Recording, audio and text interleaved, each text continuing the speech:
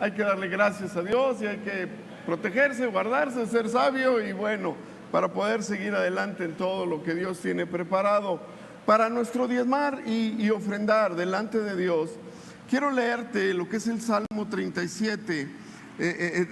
Fíjate cómo nos habla desde el versículo 23 y nos da dirección. Dice: por el Señor son ordenados los pasos del hombre, y el Señor se deleita, ¿sí?, en su caminar. Dios nos ha llevado a través de su palabra, nos ha enseñado a diezmarle, a ofrendarle, a estar delante de Él, a traer reconociendo de lo que Él nos ha dado. Y Dios se agrada de nuestro caminar, de nuestro convivir, de nuestro creer y aprender a seguir hacia adelante en todo ello.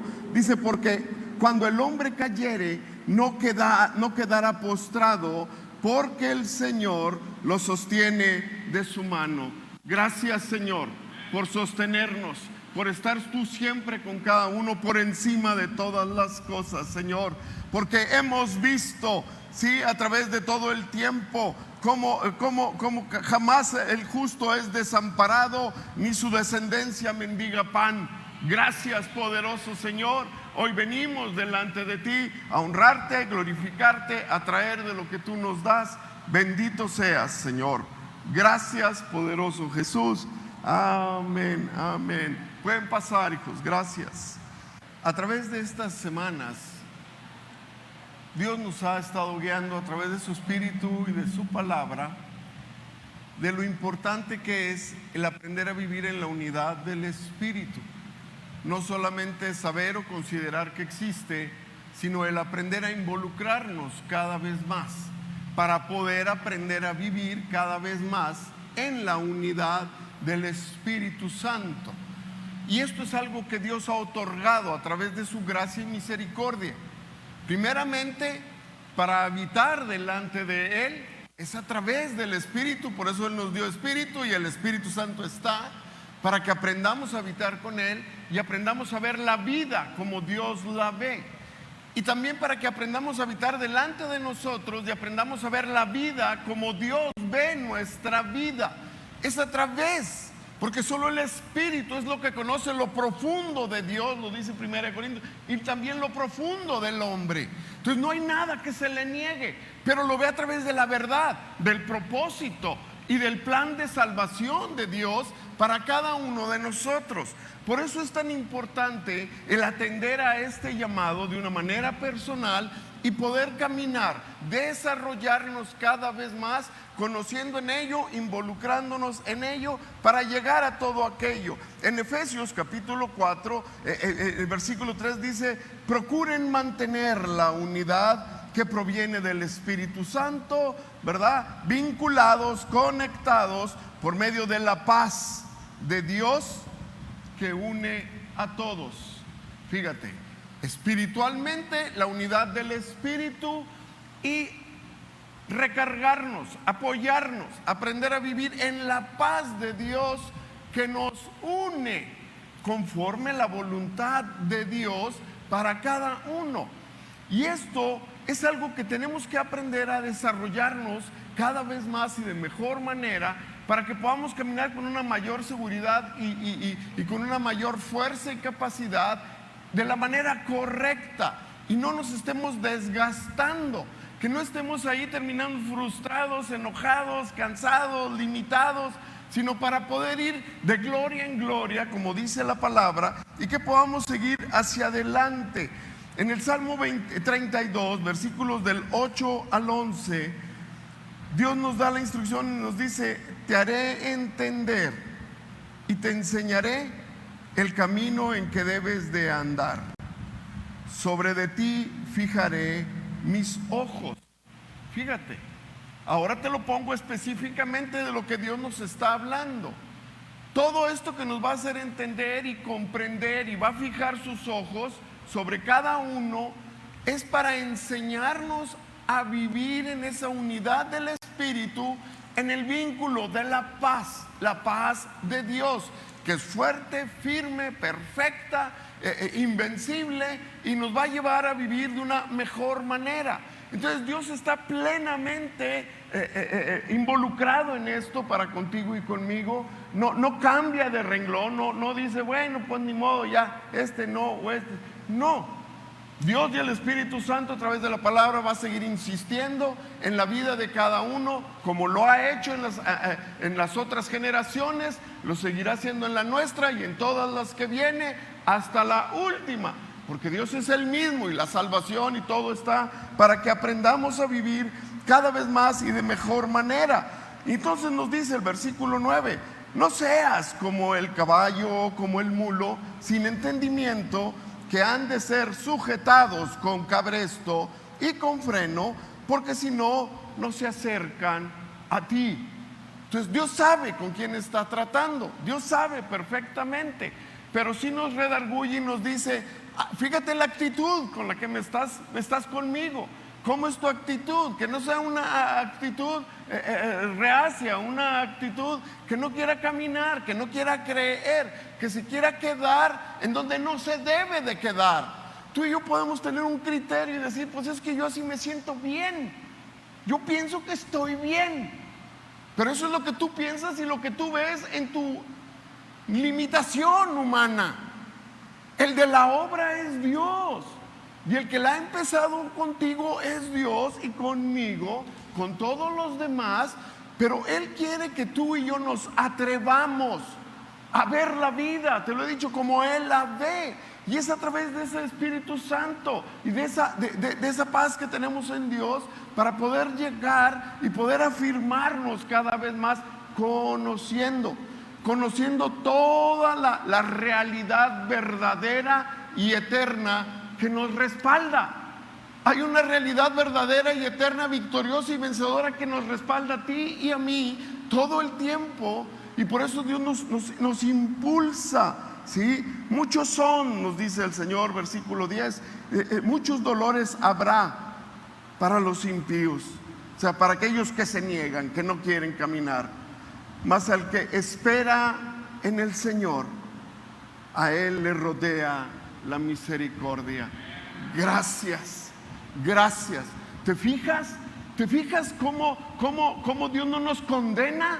No, Dios nos dice, hey, salte de una actitud que no está bien, que tal vez para algún tiempo, para ahorita ya no, siga hacia adelante, porque si no hay muchos dolores ahí, o sea, te vas a seguir lastimando, maltratando.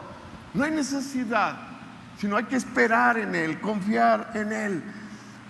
Dice, alégrense en el Señor, gócense los justos, canten con júbilo todos vosotros los rectos de corazón. Gracias, gracias. ¿Te fijas qué es lo que Dios quiere?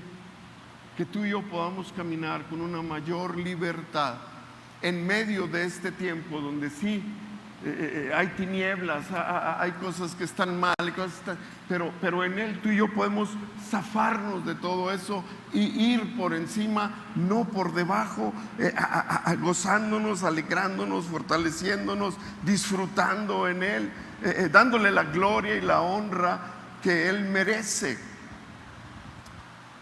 En el Evangelio de Juan, en el capítulo 15, te lo voy a leer, ¿sí? Porque nos habla claramente el Señor Jesucristo de lo que es el vivir y lo importante de vivir en la unidad del Espíritu, vinculados plenamente con la paz en Dios y en todos nosotros, pero conforme a la voluntad de Dios, creyendo y confiando para que podamos alcanzar y ser realizados en todo lo que Dios tiene. Dice el Señor, yo soy la vid verdadera, y mi Padre es el que la cultiva. Wow, o sea, nadie mete mano ahí. Yo soy la vid y Él es el que cultiva. Wow. Si una de mis ramas no da uvas o fruto, la cortará, pero si da uvas, la podará y la limpiará para que dé más. Esta es la realidad eterna. Pero esto solamente está en manos de Dios, del Padre y del Hijo, solamente en ellos. Entonces dice, sí, esto sucede, pero en el tiempo y la forma, en el criterio y en el plan y en el propósito que Dios tiene para cada uno de nosotros, ¿sí? Pero si da uvas, la podará, la limpia para que dé mucho más. Ustedes, versículo 3, ya están limpios por la palabra que les he dicho. Sigan unidos a mí como yo sigo unido a ustedes. Una rama no puede dar uvas de sí misma si no está unida a la vid. De igual manera, ustedes no pueden dar fruto si no permanecen unidos a mí. Yo soy la vid y ustedes son las ramas. El que permanece unido a mí y yo unido a él da mucho fruto, pues sin mí no pueden ustedes hacer nada. ¿Te fijas cómo ahora ya lo especifica claramente? Dice, yo soy la vid y ustedes son las ramas. O sea, el lugar de cada uno. Y el punto es el que demos mucho, la voluntad del poder para lo que está Cristo contigo y conmigo. Y el Padre en Cristo, porque ellos están unidos y nos llama a esa unidad, es para que demos mucho fruto. Todos, en todas las áreas, en todo lo que somos. Versículo 6. El que no permanece unido a mí será echado fuera y se secará como las ramas que se recogen y se queman en el fuego. Si ustedes permanecen unidos a mí y permanecen fieles a mis enseñanzas, pidan lo que quieran y se les dará. En esto se muestra la gloria de mi Padre, ¿sí? En que den mucho fruto y lleguen así a ser verdaderos discípulos míos. Yo los amo a ustedes como el Padre me ama a mí. Permanezcan pues en el amor que les tengo. Si obedecen mis mandamientos, permanecerán en mi amor. Y así como yo obedezco los mandamientos de mi Padre, ustedes, dice, ustedes permanezcan en mi amor. O sea, qué importante.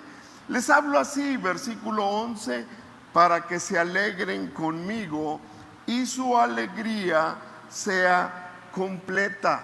O sea, fíjate la manera en cómo Dios, nuestro Señor, establece las cosas para que podamos llegar al fin que Él tiene preparado, para que tú y yo podamos alcanzar en este tiempo, en esta vida, mientras que nos toca estar con Él allá eternamente, poder vivir con ese gozo, con esa alegría que hay en Él, en su plan, proyecto, en su palabra, en su poder, en esa unidad, descansando en Él, confiando en Él, ¿sí?